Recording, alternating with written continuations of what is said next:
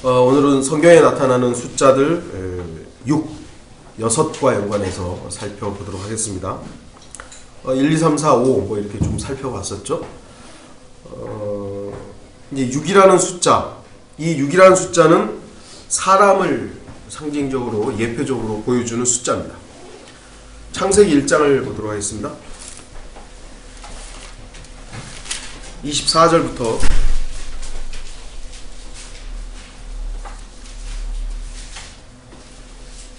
여섯째 날에 대해서 쭉 나오는데요. 하나님께서 말씀하시기를 땅은 생물을 그 종류대로 내되 가축과 기어다니는 것과 땅의 짐승을 그 종류대로 내라 하시니 그대로 되니라. 26절 하나님께서 말씀하시기를 우리의 형상대로 우리의 모습을 따라 사람을 만들자. 그리하여 그들로 바다의 고기와 공중의 새와 가축과 모든 땅과 땅 위를 기어다니는 모든 기는 것을 다스리게 하자 하시니라. 그리하여 하나님께서 자신의 형상대로 사람을 창조하셨으니 곧 하나님의 형상대로 그를 창조하셨으며 그들을 남자와 여자로 창조하셨느니라. 이렇게 이제 여섯째 날 우리가 인간이 창조되었다라는 것을 알고 있죠. 여섯째 날. 그리고 이제 또 여섯 번째, 야곱의 여섯 번째 아들 스불론이 있습니다. 한번 30장, 창세기 30장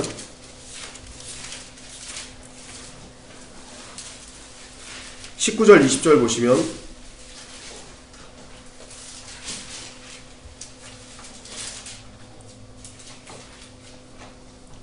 레아가 다시 임신하여 야곱에게 여섯째 아들을 낳았더니 레아가 말하기를 하나님께서 내게 좋은 지창금을 주셨도다.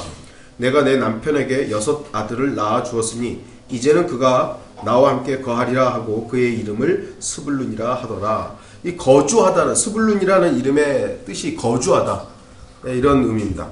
이제 물론 이제 레아가 나와 함께 거한다라는 의미로 사용합니다만 이 땅에 사는 인간을 상징적으로 보여주고 있는 아들입니다. 또 6이라는 이 숫자는 일하는 숫자, 여섯째 날, 첫날부터 6일 동안 일하라고 말씀하시죠. 그러니까 6이라는 숫자는 일하는 숫자입니다. 그리고 또 어떤 의미에서는 준비하는 숫자이기도 하죠. 출애굽기 16장 5절입니다. 출애굽기 16장 5절.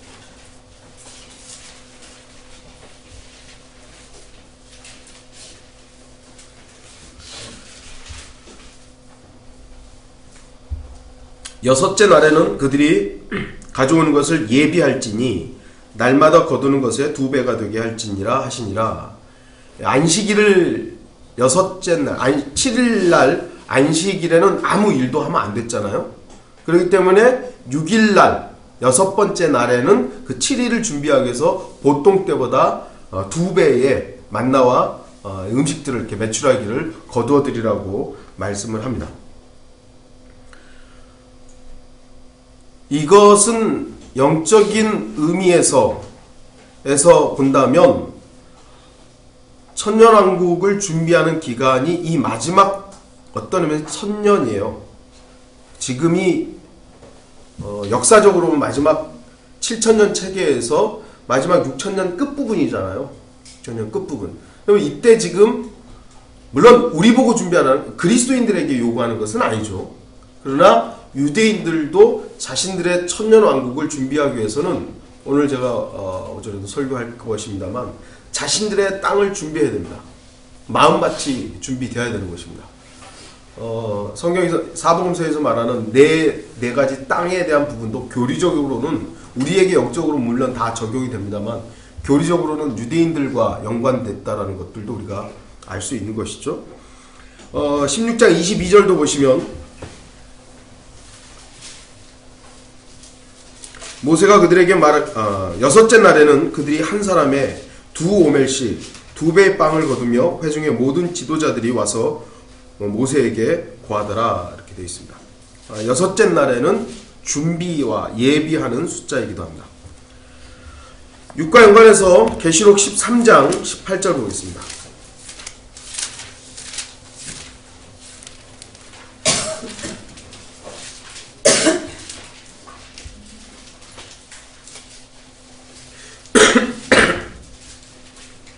계시록 13장 18절 지혜가 여기 있으니 지각이 있는 자는 그 짐승의 숫자를 헤아려 보라. 그것은 한 사람의 숫자이니 그의 숫자는 666이니라. 너무나 유명한 구절이죠. 이 6이라는 숫자가 짐승의 숫자이기도 하지만 성경은 그것은 한 사람의 숫자이니 그렇게 되어 있습니다. 사람과 연관되어 있는 숫자죠. 666에 대해 666이라는 이 숫자에 대해서 지금까지도 많은 논란이 있고 지금도 뭐 유튜브에서는 여러 가지 뭐 의견들 또는 사람들을 나름대로 제시하는 부분들이 있습니다만 성경은 이 숫자가 사람과 연관되어 있음을 분명히 말씀하고 있습니다. 물론 이 오늘 주제가 이 부분이 아니기 때문에 여러분들이 다른 시간에 공부했고 혹여 이제 더 관심이 있으신 분들은 러크만 목사님의 이제 짐승의 표를 또 공부하시면 더 좋을 것입니다. 그러니까 예전에는 바코드가 뭐 666이다. 또 요 근래에는 이제 베리칩이 666이다. 다시 말씀드리지만 바코드가 됐든 베리칩이 됐든 아니 조금 더 이제 뭐랄까요? 소위 말하는 과학기술이 좀 더 발전을 해가지고 베리칩 이상의 것이 나온다 해도 그것 자체가 666은 아닙니다. 그것들이 짐승에 의해서 얼마든지 사용되고 그것으로 인해서 짐승이 통제할 수는 있고 그것이 그 짐승을 상징적으로 보여줄 수는 있지만 그 자체가 666인가? 그건 아니라는 겁니다. 그러니까 이런 부분들을 여러분들을 잘 구분을 해야 되는 것이죠. 요즘에는 그 뭐야 QR코드 해가지고 이제는 뭐 QR코드니 뭐 띡 하면 그냥 띡 하면 지나가잖아요. 다 결제도 되고 홍채 인식이니 뭐 별의별 게 다 나오죠. 그거보다 더 이제 진보하는 나름 그 진보하는 과학기술을 해가지고 쌀알만한 아니 쌀알도 아니라 문신 저는 제가 생각할 때는 문신 같은 게 될 것 같아요. 제 개인적으로 생각할 때는 그냥 점 같은 걸 딱 찍는 거죠. 근데 그걸 확대해서 보면 그 안에 이제 여러 가지 코드라든지 이런 것들이 들어있는. 그러니까 뭐 베리칩 같은 것도 심어야 되잖아요.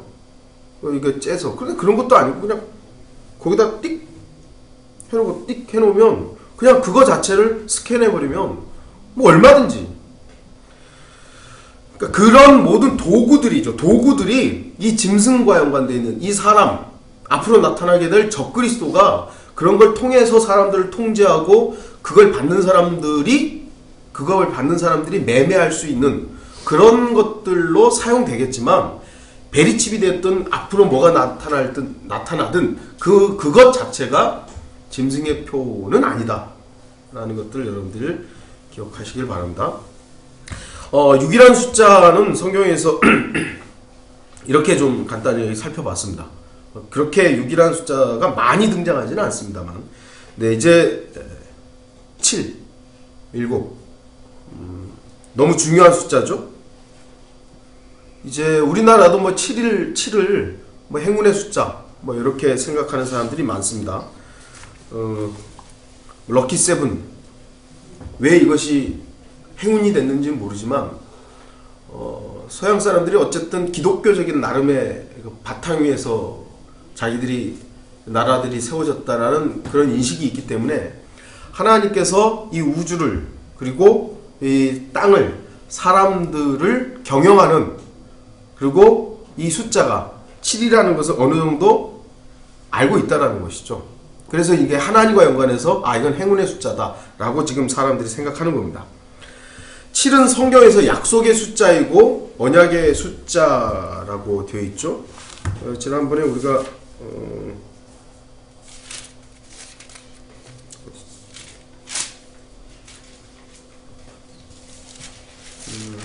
그날왕 아비멜렉하고 언약을 맺은 부분들이 나와요. 21장인가요? 예, 21장을 보시면 21장 22절부터인데 뭐 쭉 다 읽을 필요는 없고요. 27절부터 쭉 보시면 21장 창세기 21장 27절부터 보시면 아브라함이 양과 소를 취하여 아비멜렉에게 주고 두 사람이 언약을 세우니라. 아비멜렉이 양떼에서 암양 새끼 7마리를 따로 떼어 놓으니 아비멜렉이 아브라함에게 말하기를 이 암양 새끼 7마리를 내가 따로 떼어 놓으니 무슨 일이뇨 하니 아브라함이 말하기를 너는 내 손에서 이 암양 새끼 7마리를 받으리니 그것들이 내가 이 우물을 팠다는 증거가 되리라 하고 두 사람이 거기서 맹세하였으니 이 맹세라는 단어가 7이었으니 이런 말이에요. 그가 그곳을 브엘세바라 불렀더라 그렇습니다. 아브라함이 그랄 왕 아비멜렉과 언약을 맺습니다.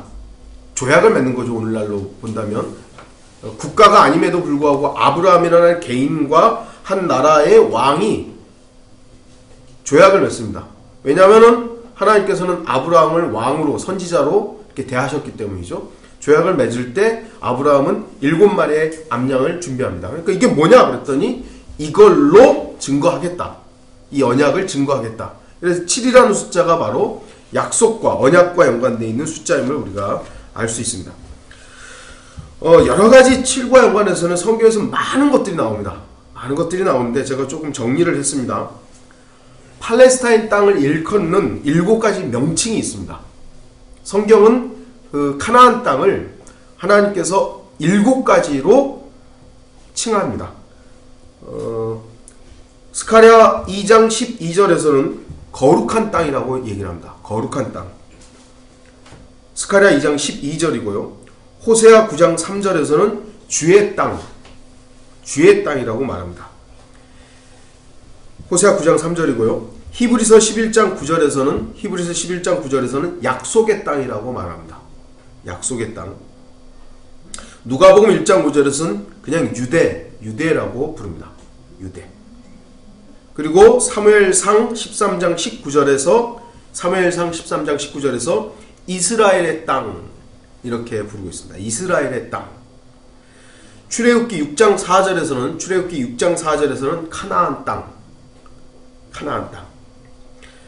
출애굽기 15장 14절에서는 팔레스티나 이렇게 부르고 있고요. 이걸 또는 요엘 3장 4절에서는 팔레스타인 이렇게 오늘날 사람들이 부르고 있는 식으로 팔레스타인 이렇게 부르고 있습니다.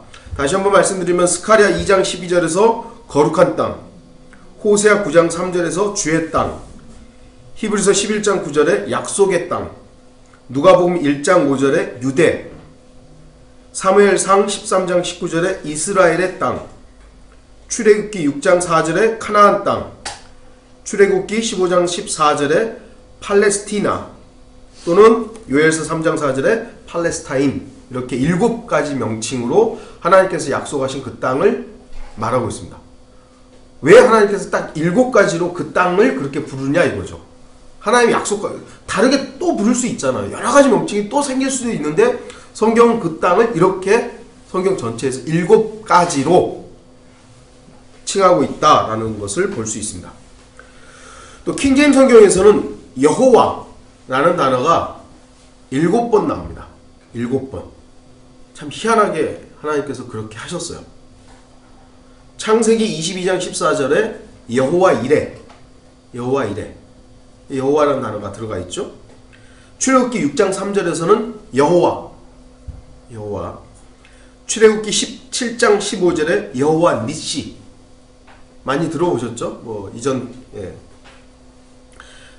재판하기 6장 24절에 여호와 샬롬, 샬롬이 무슨 말이죠?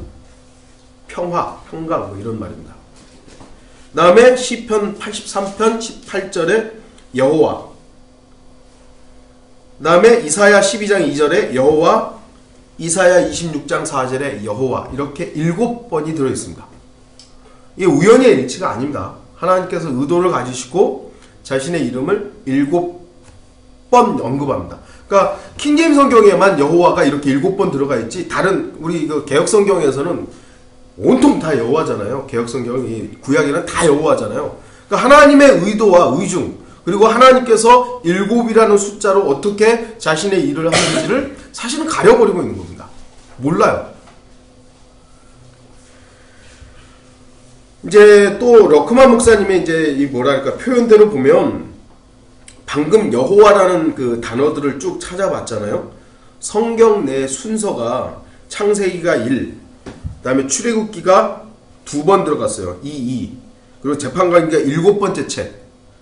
그리고 시편이 19번째 책, 이사야가 23번째 책, 이걸 다 합하면 77이 됩니다.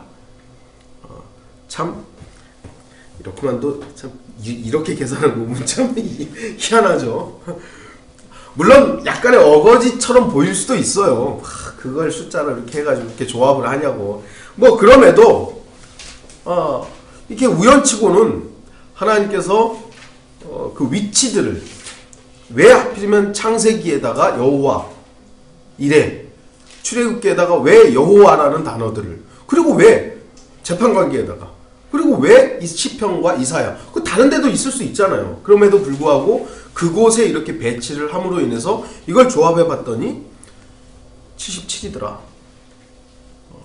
그러니까 단순하게 하나님의 말씀을 우연의 일치로 우리가 취급하기에는 너무나 하나님의 위대하심이 이 한 권의 책에 너무 자세히 이렇게 기록됐다는 것이죠.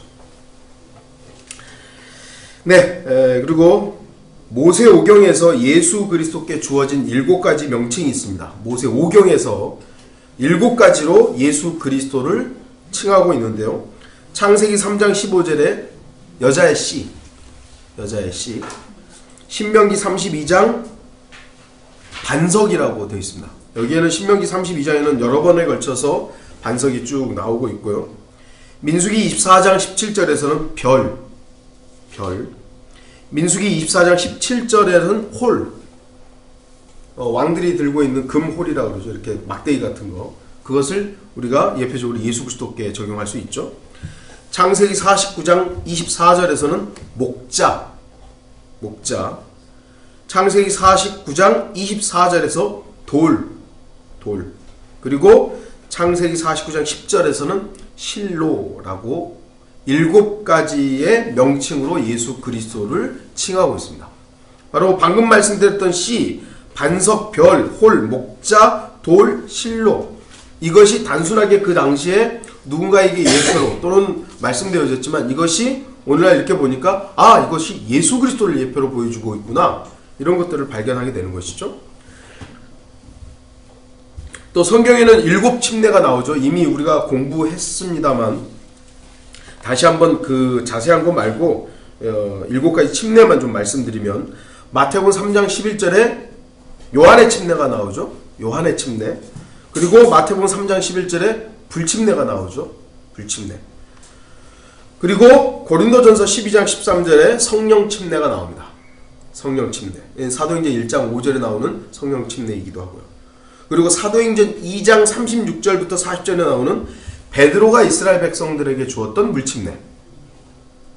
베드로가 이스라엘 백성들에게 주었던 물침례. 그리고 이방인 믿는 자들이 받았던 물침례. 그것이 사도행전 10장에 코넬료가 받았던 그 물침례이죠. 그리고 이제 마태복음 28장에 나와 있는 아버지와 아들과 성령의 이름으로 침례를 주라고 했던 그 침례가 바로 이방인들이 받게 되는 물침례입니다. 그리고 고린도전서 10장에서 나오는 모세의 침례가 있습니다. 모세의 침례. 이스라엘 백성들이 홍해를 건너므로 인해서 물과 구름 속을 통과하게 되었죠. 이것을 성경에서는 모세의 침례라고 말씀합니다. 그리고 마지막으로 예수 그리스도께서 받으셨던 십자가의 침례, 이것이 죽음의 침례이기도 하고 우리가 지금 현재 영적으로 함께 감당해야 될, 물론 십자가에서 죽었던 그 침례는 우리가 지금 받을 수는 없지만 영적인 의미에서 그 십자가에 항상 동참되어진다는 것은, 그 십자가의 침례는 여전히 어떤 의미에서, 영적인 의미에서는 진행형이어야 되는 것이죠. 7가지 신비가 있습니다. 7가지 신비. 오늘 뭐 어쨌든 하겠습니다. 디모데전서 3장 16절에 보면 하나님께서 육신을 입고 오셨다고, 그것을 우리가 성육신이라고 표현하죠. 성경에서는 성육신이라는 단어는 없습니다. 근데 우리가 그것을 하나님께서 육신을 입고 왔다라는 것을 뭐 이렇게 뭐랄까요, 그걸 뭐 인카네이션이라고 뭐 영어 단어들이 있긴 합니다만, 그 단어들이 성경에서는 그렇다가 아니라 하나님께서 육신을 입고 왔다 함문으로 해서 성육신이죠. 이제 그런데 가만히 생각하면요, 성육신이면 육신이 성스럽다는 겁니까? 성육신이잖아요. 예수님의 육체가 성스러운 겁니까? 아니죠. 거룩한 분이 육체를 입었다는 겁니다. 그러니까 착각하면 안 돼요. 우리가 성전이 됐다 그러잖아요. 성전이 됐다라는 건 우리가 거룩해진 게 아니라 거룩한 분이 우리 안에 있는 겁니다. 많은 사람들이 성육신 했다니까 예수님의 몸이 마치 그래서 예수님 뒤에다 이렇게 그리잖아요. 뭐라 그러죠? 후광이라 그러나요? 그런 걸 그려놓고 예수님 그러지 않았어요. 막 걸어다닐 때마다 막 우아하게 걷고 이런 거 아니었어요. 똑같아요. 그냥 그분도 화장실 갔고 그분도 아팠을 것이고. 그런데 하나님 아버지가 바로 하나님께서 그분 안에 있었기 때문에 그분이 하나님이셨던 것이죠. 마찬가지로 우리도 왜 하나님의 아들들이냐? 우리가 구원받고 나서 대단한 사람이 된 게 아니라 하나님께서, 성령께서 내 안에 있기 때문에 그냥 하나님의 아들인 거예요. 우리가 찬양하고 높여드리는 것은 내 안에 계신 분이지 내가 아니죠. 이거를 왜 착각하는지 모르겠어요. 두 번째 이제 신비가 내주하시는 그리스도, 골로새서 1장 27절이죠. 방금 말씀드렸던 하나님이 예수 그리스도께서 내 안에 있대요. 설명해 보세요. 설명 못해요. 성경이 그렇대요. 우리가 예수 그리스도를 구세주로 영접할 때 그분의 영이신 성령께서 내 안에 들어오세요. 근데 분명히 예수님은 승천하셔서 아버지의 오른편에 계신다 그랬어요. 저기 계시다고 그래요. 북쪽 하늘에. 근데 왜 여기 있죠? 설명 안 되잖아요. 그냥 성경이 그렇다라는 거죠. 우리는 그분의 영이신 성령께서 내 안에 있는 것이 그 성령이 곧 삼위일체 하나님으로서 그리스도시구나. 이걸 믿는 것이죠.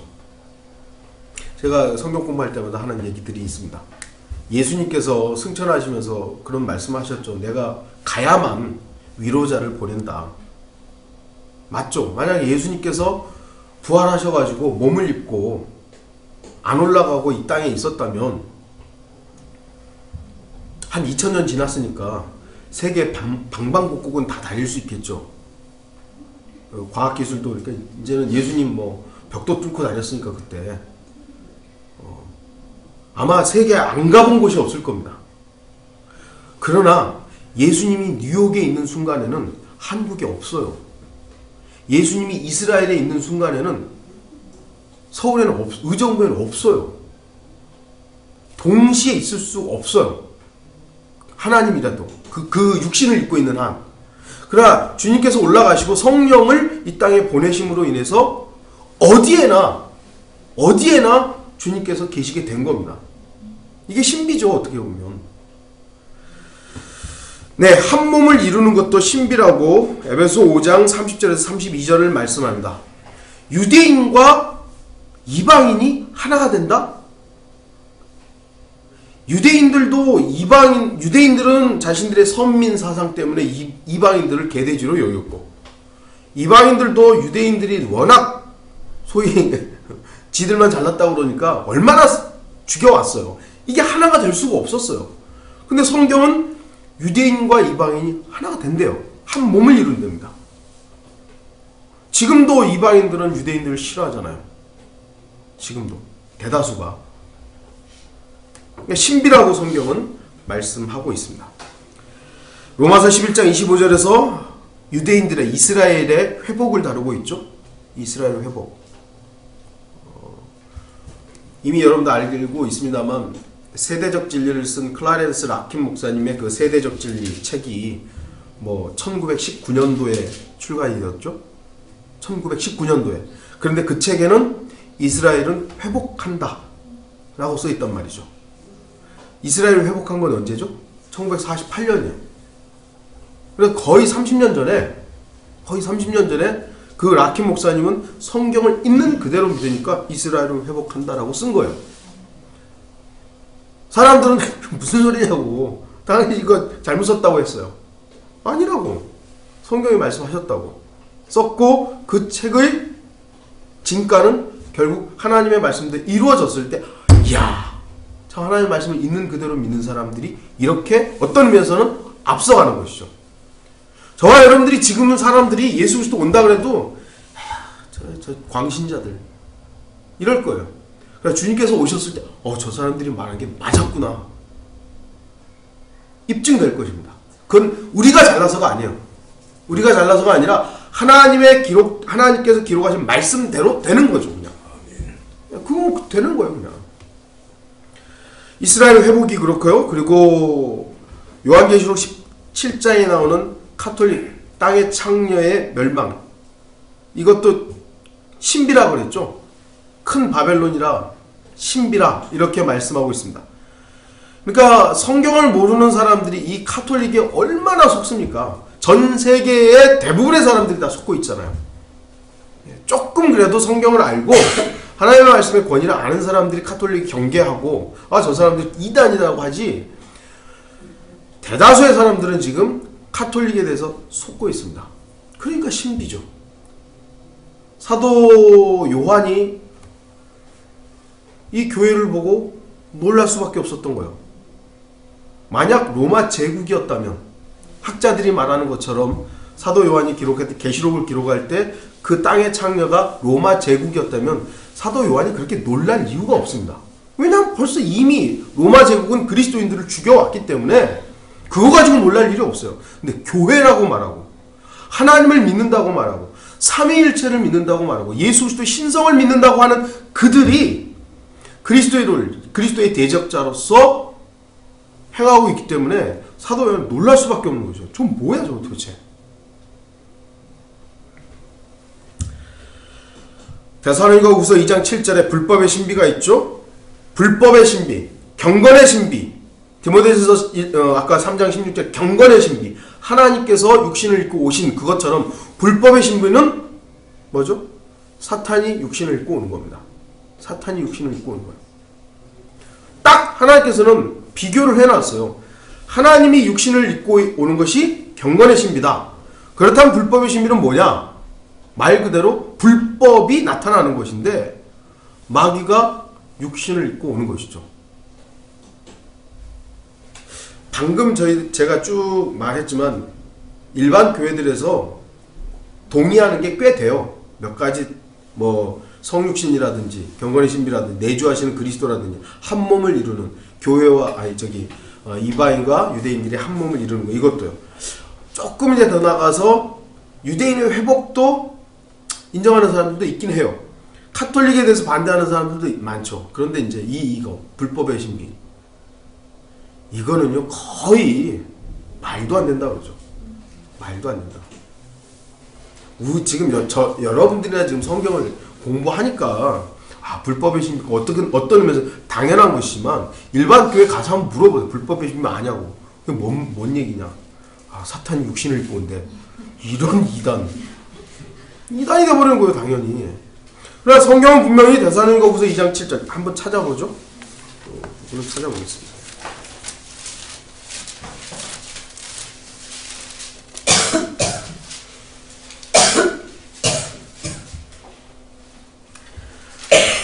불법의 신비가 이미 활동하고 있나니 현재는 막는 자가 있어 막을 것이나 그가 그 길에서 옮겨질 때까지만 그리하리라. 이 불법의 신비, 제가 여러 번 성경 공부 시간에도 말씀드렸고 또 지난번 7월달에 북가주 가서 말씀을 선포할 때도 7가지 신비를 하다가 이 불법의 신비를 여러분 강의했기 때문에 여러분 그걸 참조하시고, 이미 활동을 하고 있습니다. 그러니까 이 적그리스도들은 항상 있어 왔어요. 그러나 그 적그리스도들은 결국 한 명의 적그리스도를 위해 준비되는 이것이죠. 그리고 주제가 다르니까 그냥 나중에 또 하죠. 그리고 이제 휴거가 신비라고 말할 수 있습니다. 고린도전서 15장과 데살로니가전서 4장에 나와 있는 눈 깜짝하는 순간에 우리가 변화돼서 올라갈 것이죠. 공중으로 올라가는. 제가 장로교 다닐 때는 휴거를 몰랐어요. 휴거가 있는지도 몰랐어요. 그러다가 10월 28일 그 이장님파가 휴거라고 하니까 저는 휴거에 대해서 아예 들어보지도 않고 저 이단들 휴 할 때 그냥 이단이라고 했어요. 휴거 이런 이단. 그런데 성경을 보니까 그러니까 제가 성경을 안 읽었다는 얘기죠. 그 부분에 대해서 데살로니가 전서라든지 고린도전서 15장을 몰랐다는 얘기죠. 그러니까 휴거를 아니다라고 말하는 사람들은 성경은 안 읽었거나 읽었어도 그 말씀이 무엇인지를 주의 깊게 공부하지 않은 거예요. 너무나 많은 사람들이 이제는 휴거 그러면 이단 이렇게 돼 있죠. 근데 조금 그래도 성경을 읽어본 사람 휴거는 있어. 요게 이제 조금 발전한 거긴 합니다만 이 7가지 신비에 대해서 아직까지 많은 사람들이 정확하게 알지 못하고 있습니다. 나머지는 다음에 돌아와서 강의하도록 하겠습니다.